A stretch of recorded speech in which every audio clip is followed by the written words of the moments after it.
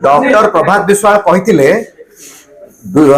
2025 December 26 तारिख दिन जो दिन विजु जनता दल प्रतिष्ठा दिवस थिला से दिन डॉक्टर प्रभात विश्वाल कही कि सुजाता कार्तिकेयन को आपण जदि चाहिए पठे दिंतु राज्यसभा एक कथा कहिबार तात्पर्य कौन आपण माने जानिछंती। आज बहुत कथा विजु जनता दल मेंबर्स माने विधायक हुंतु कि दलर सभ्य माने एक कथा आरोप लगाउछंती कि सेतेबेले गोटे कथा कहिथिले आज गोटे कथा कहउछंती। से माने कहार मानसिक अस्थिरता अछि बोली से कहउछंती। जो माने एक कथा ए आरोप आणुछंती सम्माननीय नानी ए आरोप आणुछंती। नानी निजे तांकर मानसिक नानी आपण जानि परनांती ए लेखा नानी सम्माननीय लेखा नानी तो काली एक कथा कहिसंती से निजे बुझी पारुनांती। जेतेबेले बापा एक कथा कहिथिले 2025 डिसेम्बर 26 तारिख विजु जनता दलर फाउंडेशन डे दिन एक कथा जेतेबेले कहिथिले एक कथा कहिवार तात्पर्य थिला कि यथेष्ट काम आपण माने भी जानिचंती।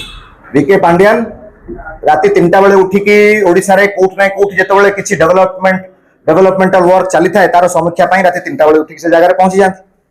तो बापा कहिथिले कि जेतिकी तमर दल पई तुम परिश्रम करछ दुई जनकर आईएएस चाकरी मध्य तमे त्याग कर देइछ दल पई गोटे काम कर तमे राज्यसभा पळा तमे राज्यसभा जाओ ओडिसा पई जा दरकार राज्यसभा रे तमे आलोचना कर किंतु ओडिसा रो पॉलिटिक्स रे तमे आ रुह नाही। एई कथाटी बापा कहिथिले 2025 December 26 Biju Janata Dal foundation day दिन। किंतु जेतेबेले जानिले कि विजु नवीन इंस्पिरेशनल फाउंडेशन रे प्रेसिडेंट अछंती वी कार्तिकेयन पांड्यान सेतेबेले बापांकर माने बापा निजे आश्चर्यचकित हो गले। बापा भाभी नथिले कि सभापति वीके पांड्यान थिबे बोली जो ट्रस्टी बढ़ा जाइछि सेथिरे वीके पांड्यान थिबे सभापति बोली ए कथा बापा मध्य जान नथिले।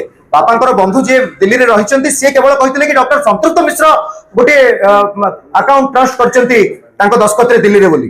जेतेबेले ए कागज टी आसीगला जेतेबेले वीके पांड्यान को नाटी सभापति भाबरे जना आगु को आसीगला सेतेबेले बापा कहिले कि केते बड़ जघन्य अपराध घटैछंती गोटे संदेह सृष्टि हेतला।